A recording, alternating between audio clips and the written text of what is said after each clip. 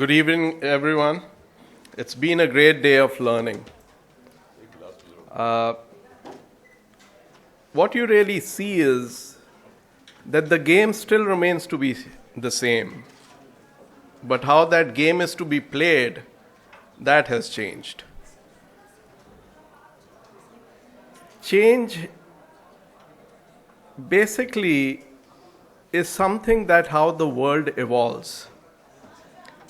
Imagine if we were living today how people lived probably 40,000 years ago or 30,000 years ago, what difference it would be.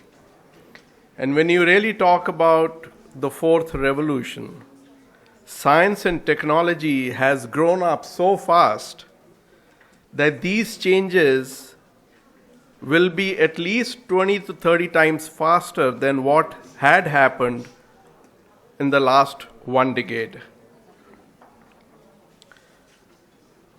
When do we stop learning? You need to keep learning as you breathe. They say life stops if you stop learning. For whatever reason, we do understand lack of technology, although it was available to the whole world, including the Indian garment industry. I think the industry was too confident that they could actually do without that technology. There was some part of stubbornness within the industry not to learn, and that all resulted into what we see in the present factor. People have spoken about partnership, collaborations, that these will end up being the need of the hour. The thought process of collaborations and partnerships have changed as to what they used to be a few years ago. If one would really see, one of the major partnerships would be the organization itself, the number of people working within the organization, what sort of a partnership they have between the departments to be more productive into the process. Time is of the essence, certainly. What demand is there today, I would say probably in the next 2 years, the demands will further increase.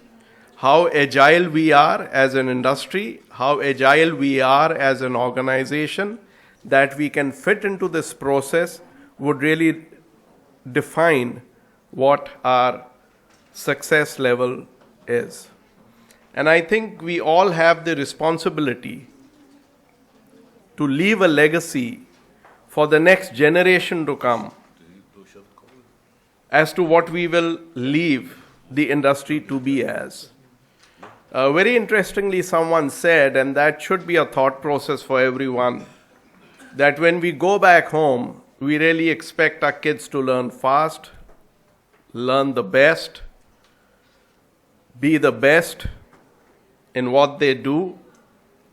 But we really need to think, are we the right example for them? And certainly we can be the right example. Well, certainly OGTC will carry on. Will bring you the best. I would not say try to bring you the best. We will always bring you the best.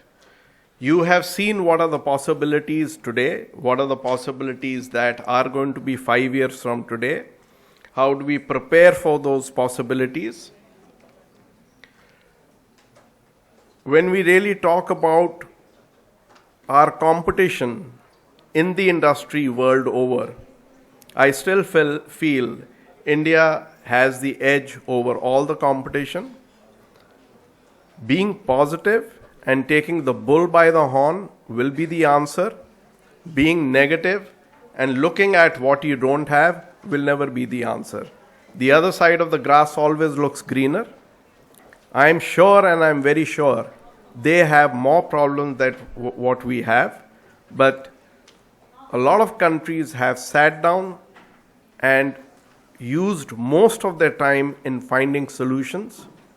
than defining problems. I thank you all for coming today. Hope there's a lot to take for you people home, and we are able to see you next year. And certainly next year, we should be able to see that you have a story to tell rather than OGTC giving you a story to tell. I would request Mr. Kesar for next year to keep a slot for some of the people that are regular attendees of OGTC conference, that we would like to hear your story. And let me tell you, all of you can write a story if you believe and trust in yourself. I do. I hope all of you. Thank you.